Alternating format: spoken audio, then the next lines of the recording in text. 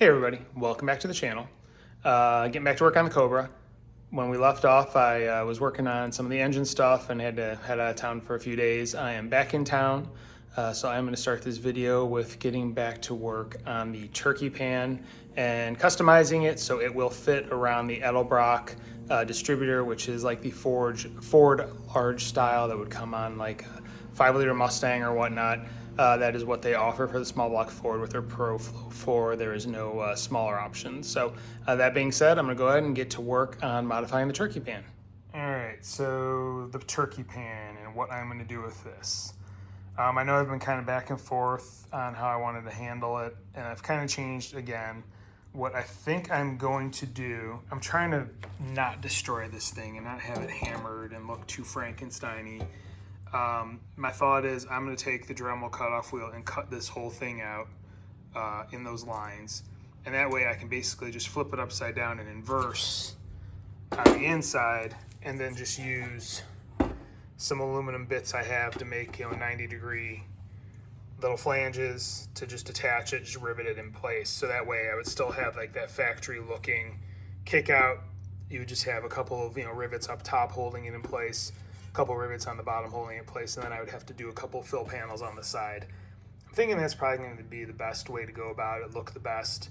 I do have some scrap thin aluminum around that I can use, I can polish. It'll probably turn out decent. It's just, yeah, I don't want to mangle it. I'm worried because there is, this curve in here, and this is a slightly thicker gauge, that just trying to hammer this backwards is going to be a mess, and it's just not going to turn out right. And I'd rather keep it as clean and nice looking as possible. So I'm going to get to work cutting this out and then see about reattaching it, and we'll see how this thing turns out. All right, well, the notch has been cut out, and as you can see, we now have plenty of clearance for the distributor. The pan is sitting flush where it needs to sit, and you can see how much is coming through. So the cut's done. Now it is going to be taking the piece that I cut out and making it fit back in place, filling the holes, and we'll call the turkey pan done. All right, so I think we are going to have a slight change in plans because this piece that I cut out, when I tried to start bending it, just because it's got a curve to it, if you look right there, you can see it cracked plain through. So this steel, I believe it is, no, it's probably aluminum. It's whatever, it's been worked so much that it's brittle, and getting that curve into it.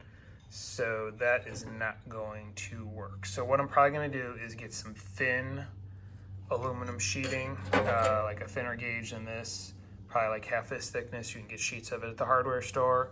Get that and just kind of make my own patch panel, and that way I can probably bend it with a brake and get, be able to fold in a side here, a side there, a top lip, and a bottom lip. And have everything I need for attachment points and whatnot. I'll probably just mock it up out of cardboard or some thick paper, or thin cardboard, probably similar to what I did with the dash. That way I can have something just mocked up, draw it out, and then bend it, cut it, whatever I need to do, and then get it installed. So I'm gonna have to run to the hardware store, get what I need, and then I can get back to work on this. All right, update time. Since I don't really have time to run up to the hardware store today, I'm kind of on a tight schedule to get stuff done. I went ahead, pulled the valve cover off the driver's side, torqued the upper bolts to 85 foot-pounds, which they were all pretty much there, didn't need to do too much. Lower bolts, pulled all of them out, cleaned them, resealed them, and torqued those to 75 foot-pounds. I will say this is the side that seemed to have the biggest coolant/oil leak, and the rear bolt on this side came out very easy. It was pretty loose, and it barely had any sealant on it. I mean, all of these were pretty low on sealant. So they're all now resealed, as you can see, using ARP sealer. I'm gonna go ahead and get the valve cover, the new valve cover installed, and wrap this side up. All right, well, here you go. Valve cover is on. As you can see, one bolt is missing. I'd ordered extra bolts. This is the part number here, because I needed 4 of them because the previous setup had spark plug wire holders on the lower with or on the bottom side of the valve covers with longer bolts and spacers. Got everything torqued. This one, unfortunately, come to find, is stripped out. So I am going to need to pull this back off and helicoil the threads in that hole, which makes me oh so happy. But at least it's on there for now. So yeah, I think that's pretty much all I'm going to get done today. I'll have to order a helicoil kit for that. I'm going to have to go to the hardware store and get some aluminum sheeting so I can finish up the turkey pan. So I will be back once I have everything I need to continue. All right, update time. Next day, I did run to the hardware store, got a few pieces of aluminum flashing. One of them, as you can see, there already has a 90-degree in it, and then there's a couple little flat pieces. I wasn't sure what exactly I would need, so I just kind of grabbed a few things while I was there. Also picked up a 1/4-20 helicoil kit for doing the valve cover bolt. So all set there. Now, as far as making the patch goes, I went ahead, used spark plug wire box cardboard, and here's what I came up with. Basically, this will be, the upright portion. This will bend in towards the front, and then there's going to be a very slight bow in here because it is ever so slightly curved, so I'll have to trim that at that time. And then this will be the side tab. I'll cut it down here, bend it here, and then it'll fold underneath this, and then there'll be a rivet into this to hold it in place. Same on that side, and then a bottom tab for mounting. So should be good there. Actually, now that I'm thinking about it, I should probably put a couple of tabs on this as well. So I'll probably actually have an extension off of here as well for mounting it to the wall, just to make sure it holds up pretty good and sturdy. So that's what I came up with as far as this goes. So next is going to be to transfer it onto a piece of aluminum sheet and then get it cut and start trying to fit it to the pan. All right, so here we are, automotive arts and crafts time. Looking at this card that I've created, it's not going to work with these two pieces because I need actually additional length over what I have, and right now the card is pretty much the exact length. So my option is going to be use the one that is pre-bent, which that's fine, because I can use this nice bend in the one that's going to be the most visible right here, this line. So I'm going to go ahead and get the width adjusted, which it's actually probably going to be, actually I really don't need to now I'm looking at it, because I wanted about a 1/2 inch tab on each side, and it pretty much already has that. So it's really going to be just making some cuts to match where I need them and go from there. So I think I am good as far as the width of that. I'm going to leave it alone, as it's just going to be cutting out the notches and the excess length that I no longer need. So I'm going to start messing around with this, get stuff marked up, and go from there. All right, after cutting, this is what I ended up with. So basically what I need to do is bend this bottom tab upward, so that'll be kicking out to like where my thumb is, and that'll be what I can rivet to the bottom of the turkey pan. The side tabs, these need to fold in. This portion will fold under the top, and then I can put a rivet through and use those tabs that I have there cut to hold it in place. And then this tab will bend outward, as will that one, to go ahead and be riveted to the turkey pan as well. And then you have the top there, which I need to cut it down to match the curve. So that's probably going to be coming up pretty soon here. It's got way too much material on it as is. It's only going to be probably a couple mils past those tabs at the very center. But first I'll probably get everything bent and folded in on the sides and get those two rivets in the top just to have everything where it's going to be, and then I can go ahead and start figuring out the sides, or the front and the side lengths, just to do the fine tuning to make them fit the turkey pan. So that's where we're at right now. I'm going to go ahead and do some bending. All right, well, after a little bending and cutting and manipulating and riveting, here's what we have. Got a little box that will cover up that hole. So next thing I need to do is this leading edge of the top. I need to adjust that to fit the curve of the actual turkey pan. So then I can go ahead and get some holes drilled and get this mounted after I go ahead and use some acetone to clean off the marks that are on it.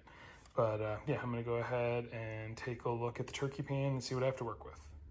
All right, so here's the turkey pan. You can see I kind of have my flat edge of my template there, and I did take a measure, and the thickest part, it's 3/16 from the curve here in the center to the flat edge there. So I'm gonna shave down, get to about 3/16 as far as the overall length of the tab that I have on my little box. And then I can slowly work the curve into the two sides to match this arc that's here. As you can see, it's got a bow to it if you go look down from overhead.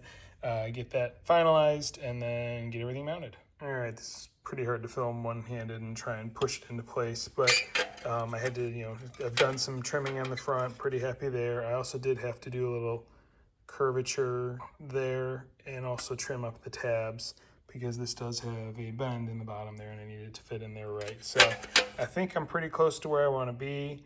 I may make a couple other little trim cuts and then I can, I'm going to center between the mounting holes and then I can go ahead and drill a couple holes, get some rivets in those to hold it in place, and then drill the holes for the sides, get those in place, and then get this thing riveted in.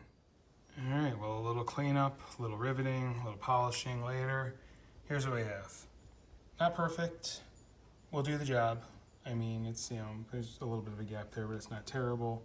It's ever so slightly noticeable. I mean, with the air cleaner and stuff in there, it probably won't be noticeable. Here's what we got as far as the notch goes.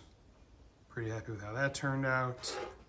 The biggest thing we'll be seeing that it clears the distributor. So that is next on the list. I mean, like I said, I've already tested it and it seemed to fit, but now that everything is popped together, I need to make sure it goes on and we are good to go to put everything back in place. So I'm gonna start getting everything ready on the engine and see about getting this back in place.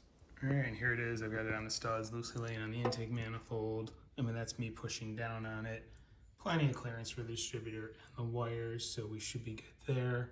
What I'm gonna do is reclock the distributor just to put the plug wires where they will reach best.